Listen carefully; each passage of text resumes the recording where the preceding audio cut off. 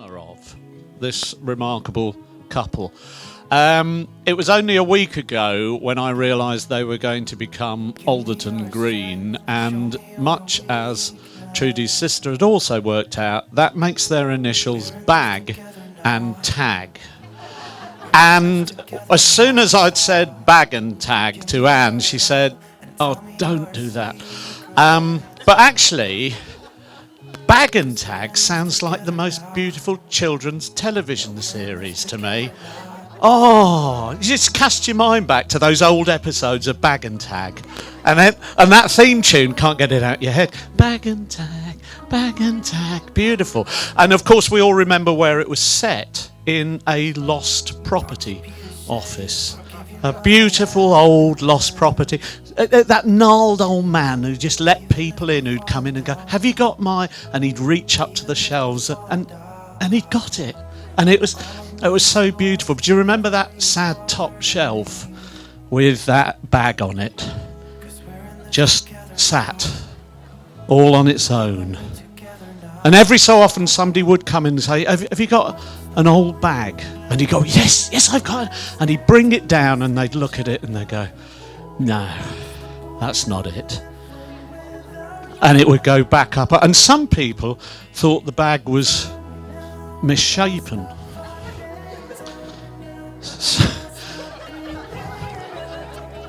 Some people thought it was stained, worn, tatty. I've got a thesaurus of this, by the way, now. And there it would sit, all alone, until one day, pushed through the door, was a beautiful tag. Lovely, new. But nobody could read what was written on the tag because there was so much bloody writing. It was like it wouldn't shut up. It was just filled with writing, and it went on and on. And the little old man said, "I can't read it." It's just, he started to cry. He was so, "I can't read it." And he said, "I know where I'll put it.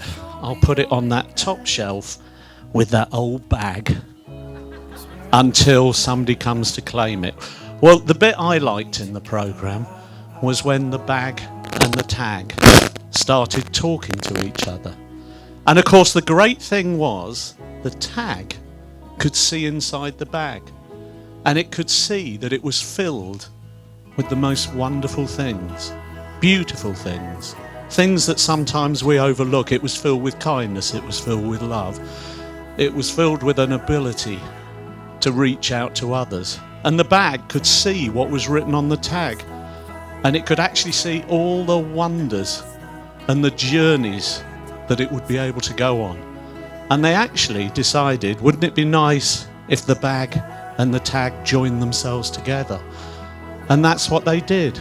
Now on your tables there's an envelope, and in there are some pens for you to write in the wonderful memories that you can put of today. But there are some envelopes and cards, and what I would say is at some point write your dream journey for these two wonderful people, and then come and put it in this bag, because in 10 years' time on this day we'd invite them to open it up and look at how much people thought of you two, because we think you're remarkable and beautiful. And yes, you may be slightly worn, tatty, misshapen and stained, but you've got bad side as well. Anyway, I'm delighted to hand over to Joseph to say a few words. Thank you. I don't have a bag or a tag, and I definitely haven't put any envelopes on your table, so just, bear with me, all right? So, today's been a bloody long time coming, isn't it? Let's be honest. The last 18 months have been a little bit insane, but I'm super excited to be here today with all of you wonderful people in this wonderful place to celebrate the coming together of two of our favourite human beings, Brad and Sherry. Now, just in case you may be wondering who the hell I am, I'll tell you. I've known Trudie for 10 years, possibly 11, I don't even know, maybe a little bit more. But we worked together in a jewellery shop in Kingston, along with many of the fine fillies we see here today. Big up, essential people. Now, taking a moment to reflect on those times, just selfishly, it has been wonderful to see all of them grow over the years. Their various home ownerships, careers, husbands, cats, babies, and we even have a bump here today as well.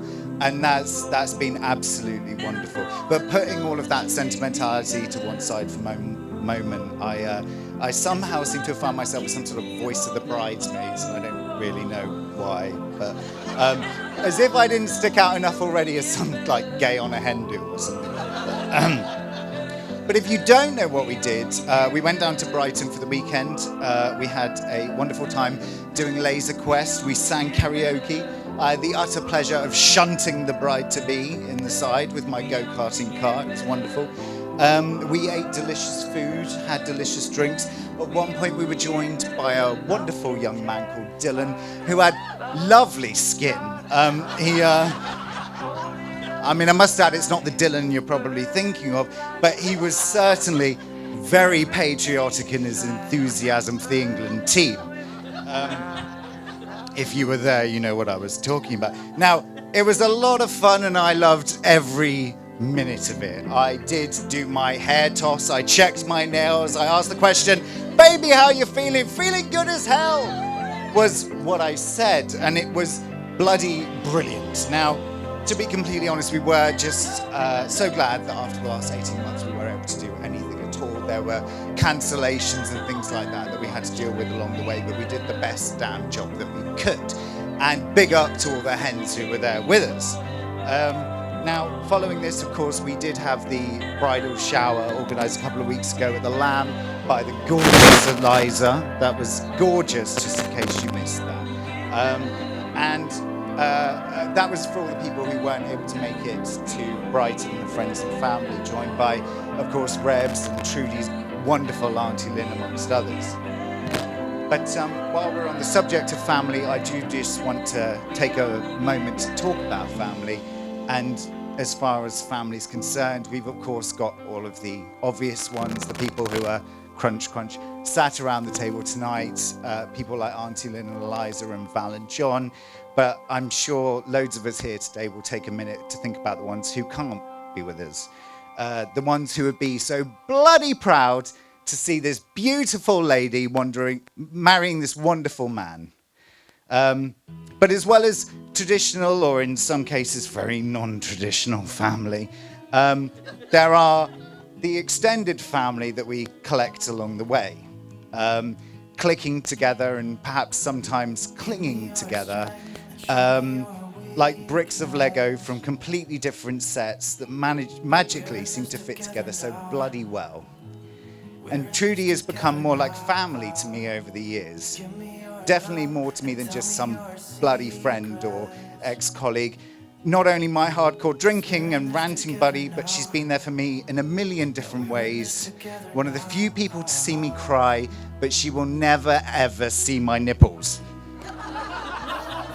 Just saying now, right? You're never seeing them. She is literally the kindest and most thoughtful person I have ever known, and I bloody love her. And I know that most of the maids and the hens and the essential crew that are here today also feel the same way as well. Now, of course, we aren't the only ones to feel this way about Trudie. There is the wonderful and bloody brilliant Brett Alderton Green, who swept her off her feet at a time when she needed a damn good sweeping more than any other time. And for that, we obviously thank him. We thank him for helping her clean up her act, because before that she was bloody filthy. I mean, she was a hot mess. Let's crunch. That's quite exciting. All right. But like fish and chips, where am I going with this? Blue cheese and wine, or my personal favourite, gammon and eggs. The finest pairings in life are those that bring out the very best qualities in each other. They're the perfect pair. They're the perfect team. They're two bricks that were meant to be together. And for them, I raise a toast to Trudie and Brett Alderton Green. Hurrah! Hey! I don't know where I'm going with this.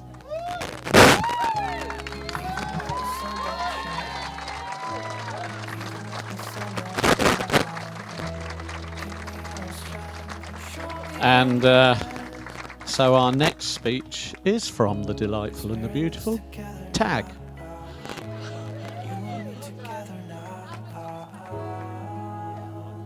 I might stand over here.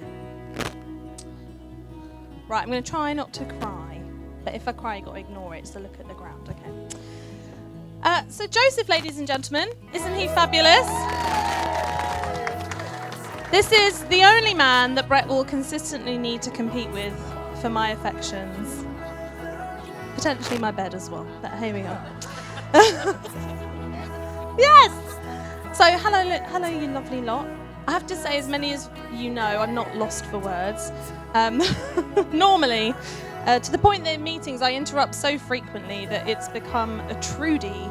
If you have, forgotten to say something or you need to add something in, Robin will say, "Do you want to use your Trudie?" Everyone's got one.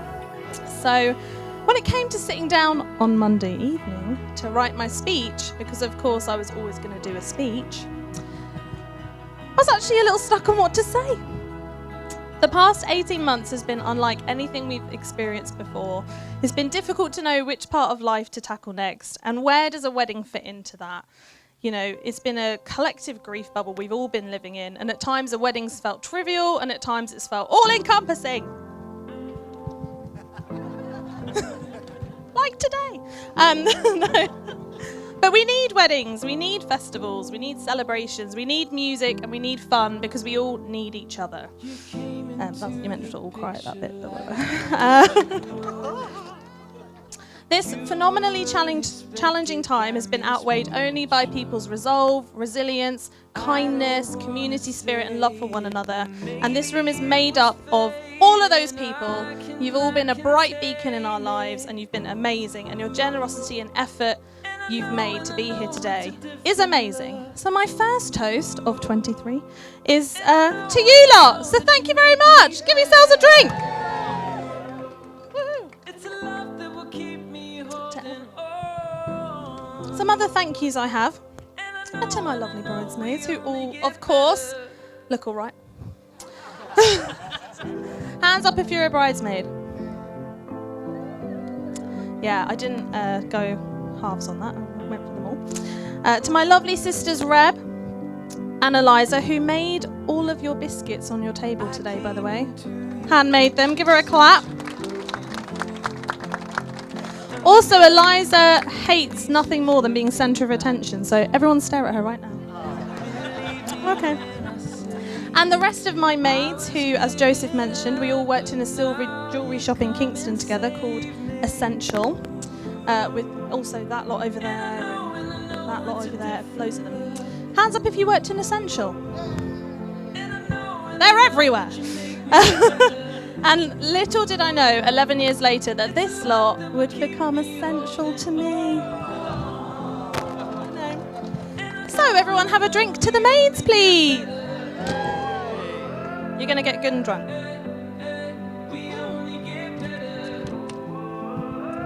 To Valerie Ann and John Alderton, I want to thank you and the Aldertons, Aspinalls, Thorpes, Ogles. I paid attention in the family quizzes during lockdown, of which there were many, for welcoming me into the family so completely and for stretching that out to my family. The first time I met Belle and John, they were so excited to meet me. They were out the front door, halfway down the drive before we pulled up. And that enthusiasm is yet to cease, and I love it. Another thing that I love is that John has finally got rid of the death-trap fridge that was allegedly a Saab. I hate that car. Strapping, guys, is another page. So, and a clip. Right, that's fine. Kick it under the table. So, I used to think that family had to be your blood relatives, but I now understand that not to be true. My lovely stepdad Stuart, everyone stare at him, he's there, came into our lives 9 years ago, and I think myself, Stuart and Eliza experienced more than anyone could in 3 years than you could in a lifetime. Always warm, always kind, gives the best hugs. If you haven't hugged him yet, just go up to him and hug him. It's great. I want to thank you, Stuart, for showing me what it really means to be a father, and I love you. Thank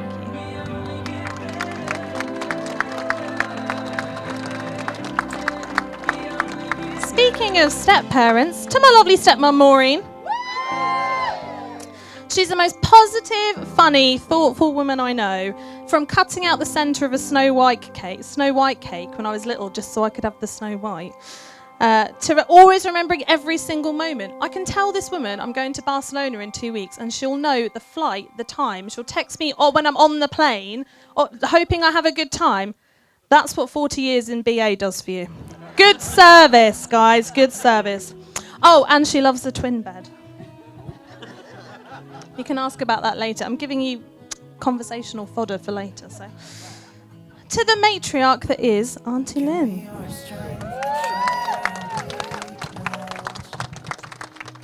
By the way, my intention is that you all cry, so you go. Naughty, clever, kind, and a little bit pervy. Thank you for always being a wonderful, steady influence in our lives. You're balanced, unless you've had a limoncello, and very wise.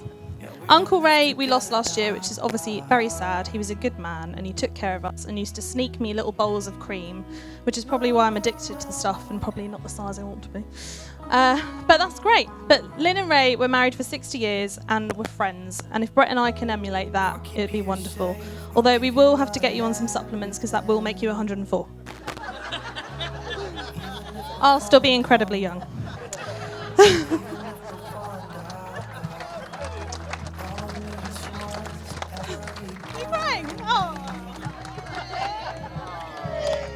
I made the Irishman cry. I didn't really know how to talk about Mum because I thought I'd be pissed or depressed and crying, but I feel quite positive. She would have loved to have been here. She was an absolute superstar. Me, Eliza and her were the three musketeers. And of course she would have loved this. She probably would have done the catering, to be honest, because she cooked for 85,000. I've got a little bit of lavender in my pocket for her and a little fish on my dress for Ray and a little bee for Brett. So I feel like that's enough honour, but she's here and my dress is basically her anyway. So I'd like to do a toast to those we love.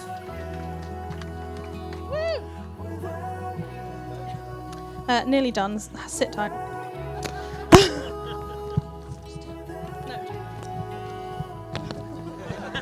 What? No, I said 11. When Brett told me he was having 8 groomsmen, I thought he was joking. But it took me back to December 2015 when we first got together and we were walking down Surbiton High Street and every second person waved to this man. And I honestly thought he'd paid them off to look impressive. So no one knows this many people. A week later, we flew to Edinburgh where a man in Edinburgh airport said, "Oh, Brett." I thought, excuse my language, Val, but I thought, fuck off, that's not true. And then after recalling that memory, I thought, 8 groomsmen sounds about right. So to John Harbold, raise your hand. John has always been so fun, interesting, whiz in a casino, and always so welcoming, and I can't thank you enough. And your lovely wife is just fit as hell. Barnes, European City Tour King. If anyone's going for a city break, ask Barnes. He's already been there, knows everything. Take him with you. He knows the route. Also, you'll notice there are beer mats on your table because Barnes introduced me to the beer mat challenge, which he can show you all later when he's a bit drunk. He is currently the champion of flipping 44 beer mats in one go. So anyone feeling competitive, Jack Dimes, I'm looking at you. You can do that in the bar. Also, your beer mats, you can take them home if you want, sell them on eBay, give me the profits, have a great day. Kevin! Where's Kevin? Kevin! Kevin is wonderful. When Brett and I were getting together, he was texting me from your wedding in Mallorca, saying how beautiful it was, and I thought, God, this guy gets around, blimey. 2 years later, we're on holiday there, and it was the best time. And you and your lovely wife, Susa, I can't thank you enough. And your little Max, who's cute as hell. So thank you, guys. Fishy. Hello, Fishy. Today we have a fish and a fishy in the room. So Fish, if you could raise your hand, if you sit, there you go. And here's Fishy. So something fishy is going on there. I'm so sorry. One of Brett's many, many work wives, I've had to relinquish him from me and give him up to these women, and they're the best women ever. Fishy and, of course, Miller, Scottish Miller. Absolutely great. I've been practicing. Gemma, one of the kindest, most thoughtful people ever. She sent us a box of gifts to open each month before our wedding, one of which included a completely... what's the word? You just came up with it. Original, written Little Miss book about me getting married, which you can find at the venue. So if anyone wants a bit of light material to read later, let me know. Fantastic. And your little Lucy's cute. Robin, where to begin? Let's not. Okay, so you're a wonderful friend to the pair of us at different stages in our life, and together you've opened up a community for Brett and I of all these wonderful people here.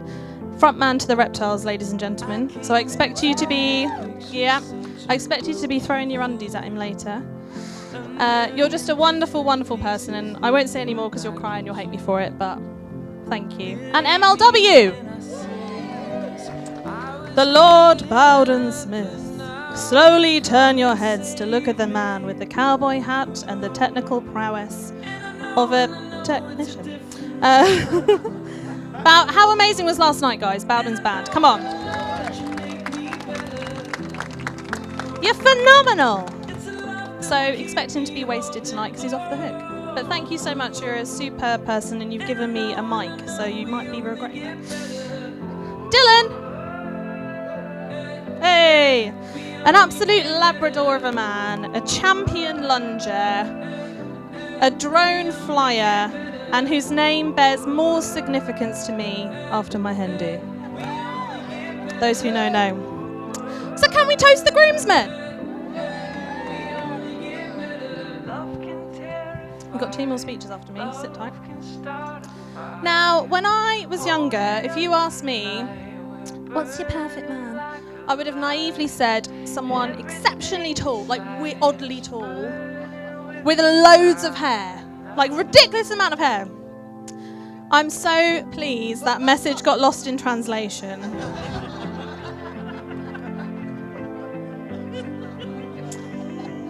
Because he's not, I don't know if you got the joke. Auntie Lynn always told me, if you're going to find a man, find a kind one. And I don't think I could have found someone kinder than Brett is. He'll help someone at the drop of a hat. He will always see the positive in people. He's always up for fun. He's always a happy, friendly, kind soul. He's just fantastic and intelligent and handsome and all that stuff, of course. I could go on, but I fear we'll miss the reptile's second set. So, and Brett's, salsa hips, which you'll all be seeing later. I never thought I'd marry someone who truly understood me and loved me exactly as I am. He is just, you're marvellous, and I love you very much, and you look very handsome today, and I feel a bit awkward now. But we truly are friends. When people said, oh, I married my best friend, I was like, oh God, give me a bucket. But actually, we're genuinely best friends, apart from Joseph. Brett celebrates the everyday, and I want to celebrate every day with Brett. I'll tell you. So can you all raise a glass to my husband?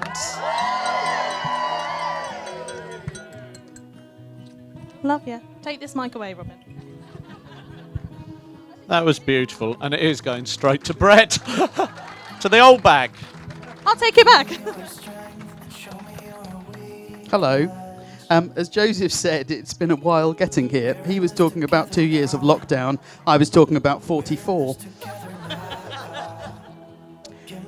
From my wife and I... Let's have a little cheers. Well done. I'm having the most wonderful day, and I can see from Trudie's beautiful face and clear energy, even in the ceremony itself, that she is too. Blimey. Firstly, a few thank yous. I'll try and go motoringly quick through them all. Firstly, to my parents, who I love equally and completely, and they were even there when I was born. Thank you for support for this wedding. Thank you for support for us generally, and pretty much over the last sort of 44-year period. It's been good. Thank you. Your love is clear, unconditional, and ever present, and there aren't words that can describe how much that really means.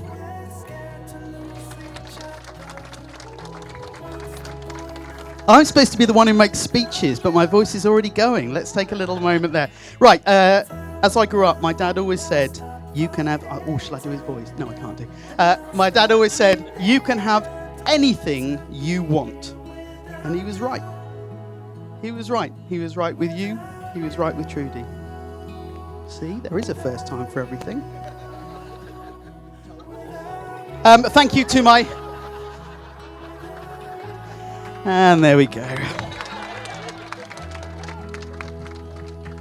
Thank you to my brother, who always brings life's opportunities, or some might call them tips, and for keeping me on my toes. Thank you for all my other family. Thank you for being here. Thank you for being you. Thank you for loving me and showing me your love over the last 44 years. Again, it's been quite a while. So thank you. Just absolutely marvellous. And now, of course, my family becomes Trudie's family, and Trudie's family becomes your family. I'm just so sorry. Lynn, I'm sorry. I mean both ways, to be honest.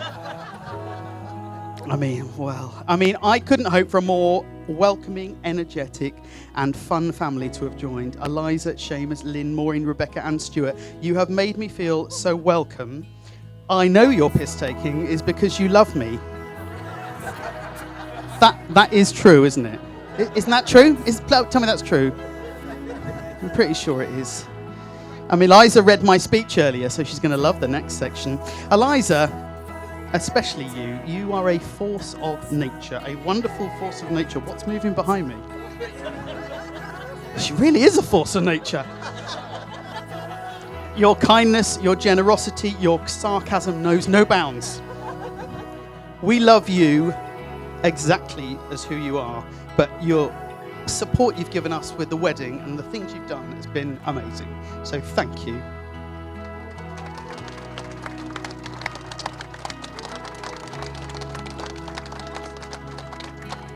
Should we have a little glass raise to sort of, let's call it family? Family.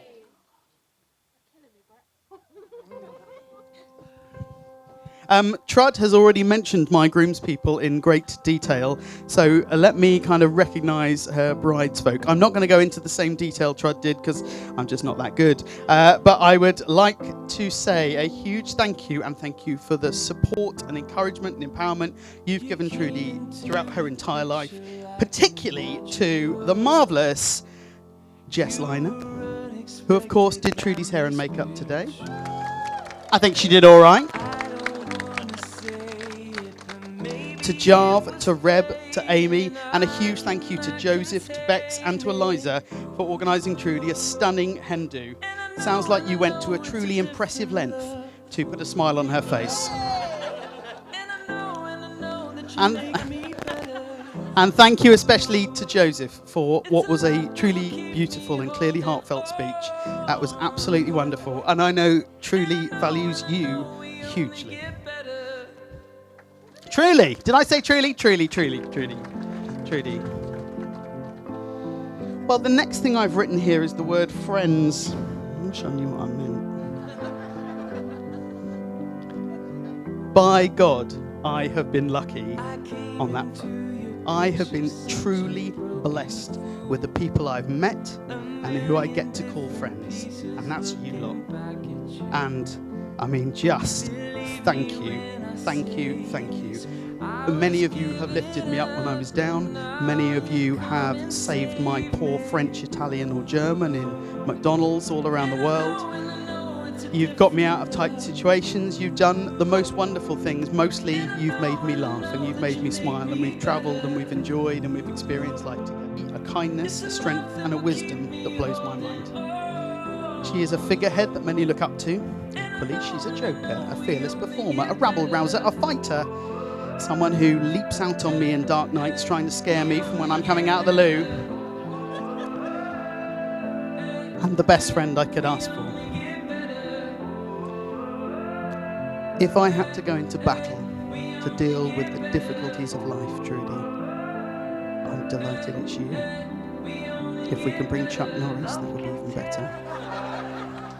And maybe Jonathan Van Tam, the Deputy Chief Medical Advisor. I like him as well. I like his work. He's quite funny and flippant.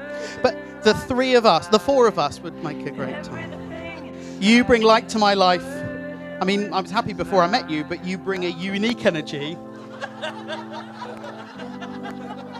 and a sense of fun that electrifies a room. You bring joy to my heart. You tickle me mercilessly. You are my lover and my best friend. I cannot describe how happy I am to spend all of the days I can imagine in the future with you. It's amazing. So can we have a little toast to Trudie Alderton Green? Tag. I'm going to hand the microphone back to Robin, but you are so lucky, people, so lucky, because next up are two of the most wonderful, kind people who know nothing bad about me, and I'm sure would never say a word that would embarrass or hurt me. They will only talk about my virginal Christian beliefs and wonderful practice in life. Oh, no, it's them. Ladies and gentlemen, thank you. Yeah. Thank you both. Put your hands together for Barnes and for Gemma.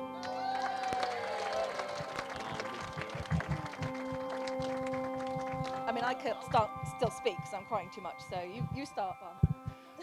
Okay. Okay, we have to get towards the microphone. Two of us. One microphone, yes. We can make it if we try, just the two of us. Okay, thank you. Give me your strength and show me your weakness. Hello. All right, now we're ready for the rap. Let's go. Thank you, Brett and Trudie, for inviting us here today to be part of your special day. We are truly honoured and very happy to be here with you.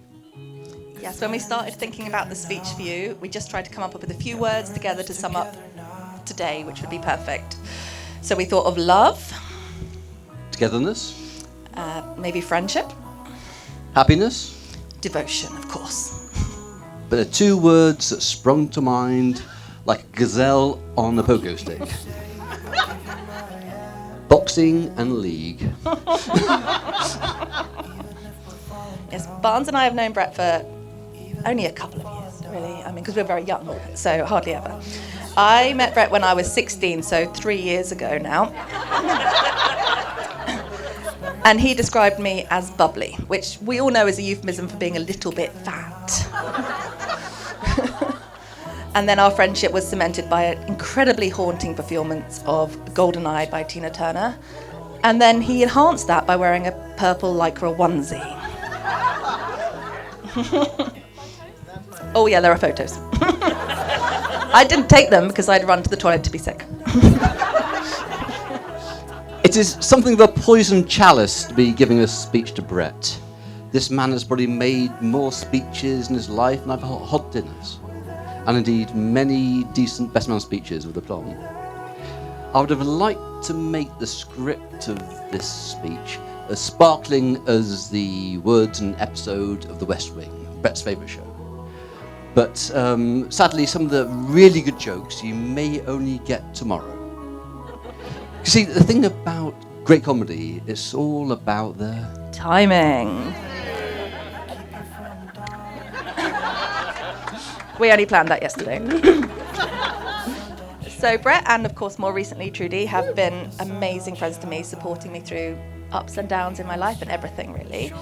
Brett sadly taught me to dance badly in his university house, and you'll probably see some of those moves later on. I'm not going to lie, there's a lot of pointing at random spaces throughout the room and random people, and it served me well over the years, I won't lie. We've also sent each other random Mr. Men books over the years, of which we changed all the names of people we know. Brett, of course, is Mr. Tall, as you would expect. Trudie is obviously Little Miss Perfect, because she's perfect. And she's now found a special Mr. Perfect and a special Mr. Tall.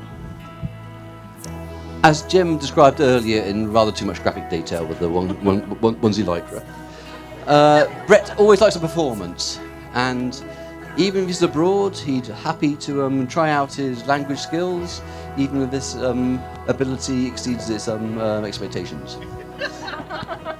Whether in Germany, Italy or France, he's going to give the lingo a quick go.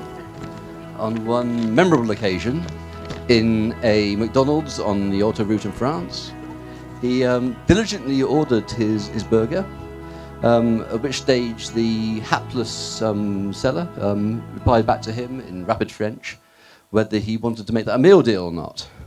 Brett clearly thought that whether he must be asking something about whether he wants to eat in or take it away. And so, quick as a flash, he shouted out in his best GCSE French at the hapless server, "Dans un sac!" In a bag!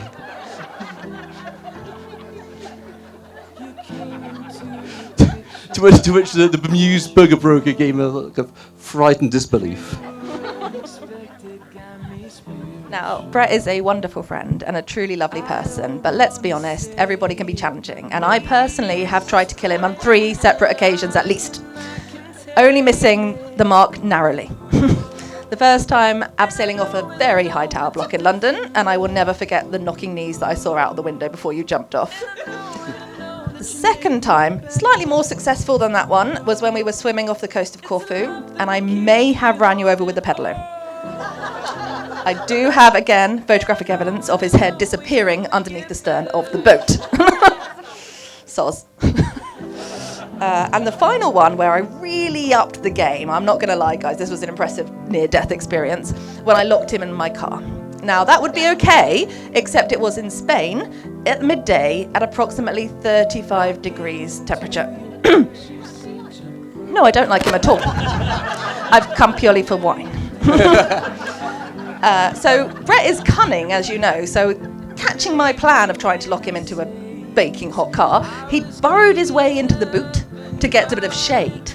But that hadn't helped him, so I was coming out of the shop, I was like, oh, where's Brett? God, what's he done again? He's always wandering off with his phone, classic Brett. And there I saw him, pinned against the window, beetroot red, sweating, like pouring at the window. So I did what any good friend and health professional did, and just laughed, really, and ran back to the shop to get the keys. Soz again.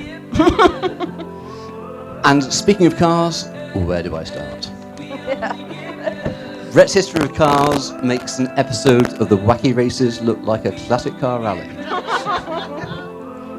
From the 1980s Peugeot 205 with the seats of jeans, denim seats, to his second most recent car, which was a 19 Jaguar XJ, walnut veneer and longer remote aircraft carriers. He says an absolute stonkers. He's even once managed to get a friend's car towed by parking his own car off-road behind his flat until the residents called the council for the rust bucket to be removed, and they towed the wrong one. Now we need to address you as well, Trudie, because you made me cry, so I'm not going to give it a great show, I'm going to try. The first time I met Trudie was at another friend's wedding, and Brett casually asked if he could maybe bring a +1 to the wedding. So yeah, fine, no problem. And I was met by a vision in glitter. Smiles, warmth, cuddles, and just loveliness. And I whispered to Brett, I think she's the one. And I remained smug that I was correct in that.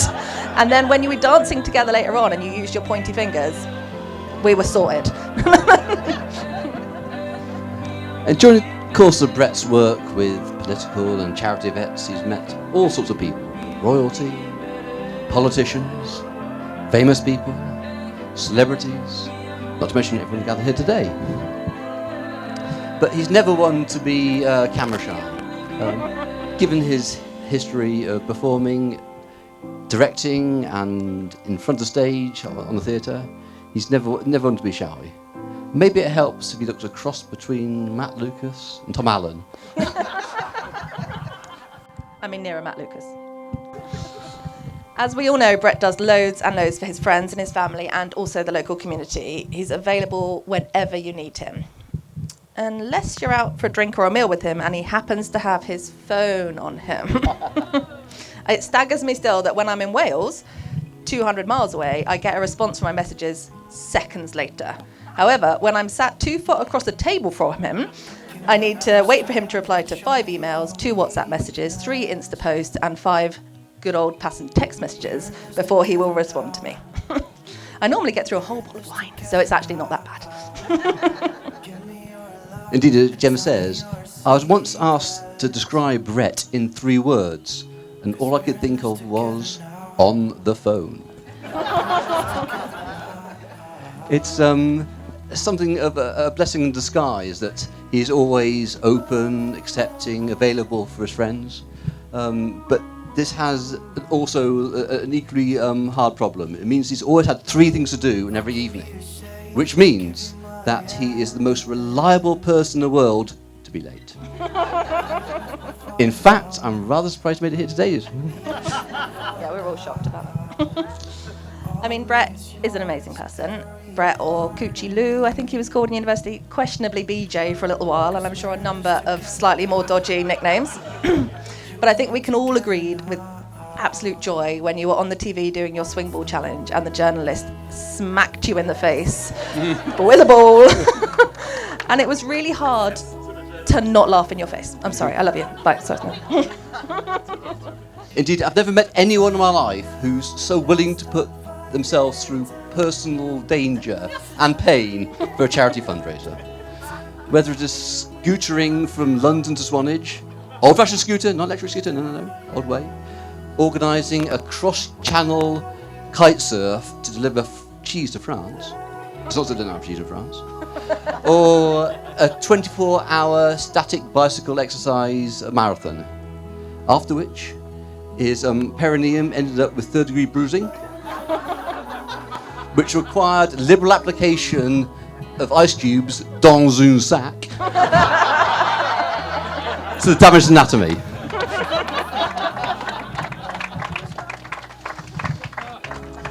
In all seriousness, though, what we can all agree with here is that Brett gives his all to everything that he does, whether it be scooting across the UK, massaging his perineum, swinging his balls, acting in the theatre, working all hours, and being a constant support to his friends. If you need Brett, he will absolutely be there for you, and Trudie is absolutely the same. I have no doubt that Brett's also going to give his all to this marriage and to the wedding today. You're a stunning lady, and we love you very much. And Brett is a very lucky man, but we're lucky to know you both. Brett, as you know, favourite poem is If by Rudyard Kipling, and I want to finish on a line today that sums up today. Today, Brett, yours is the earth and everything in it, so enjoy it, lovely. Love you both lots.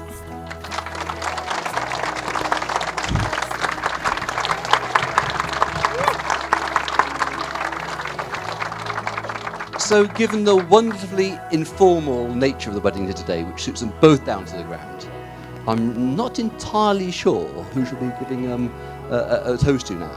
So, ladies and gentlemen, let's have a drink to Brett and Trudie, the weird people, but wonderful people. Back and tag.